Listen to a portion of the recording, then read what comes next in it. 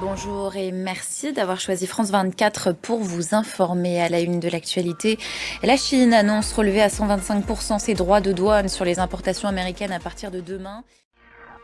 Jusqu'où ira l'affrontement entre Pékin et Washington? Nouvelle étape de l'escalade commerciale entre les deux puissances mondiales ce matin. La Chine annonce désormais porter ses droits de douane additionnels à 125% sur les biens américains et ce à compter de demain. Une réaction à la surtaxe américaine vertigineuse de 145% sur les produits chinois. Conséquence, les bourses européennes ont à nouveau basculé dans le rouge. Loïc Chalavant.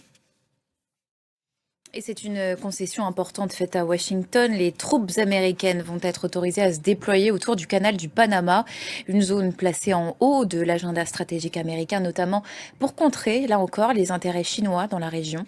Étienne Papono. Et ce vendredi matin, tous les regards sont aussi rivés vers Istanbul, où le principal opposant du président Erdogan est dans le viseur de la justice. 3 semaines après son incarcération pour corruption, Ekrem İmamoğlu a été convoqué à la barre ce matin. C'était la première apparition publique du maire d'Istanbul depuis son placement en détention. C'était le 19 mars dernier. Le rappel des faits est signé Axel Simon. Et comment réagit la classe politique en Turquie aux premières déclarations d'Ekrem İmamoğlu ce matin? On écoute à ce sujet les précisions de Julie Dungeloff, notre envoyée spéciale à Silivri.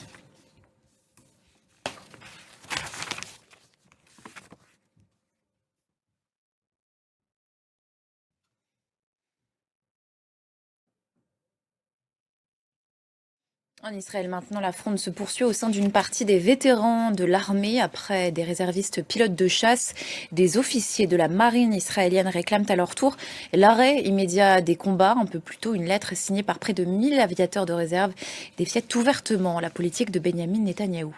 Cécile Galouch. Les combats qui donc se poursuivent dans la bande de Gaza. La nuit dernière, une frappe israélienne a ciblé Khan Younes dans le sud. Dans l'actualité en France, maintenant, les suites de l'affaire Betaram. La commission d'enquête auditionnera François Bayrou le 14 mai prochain.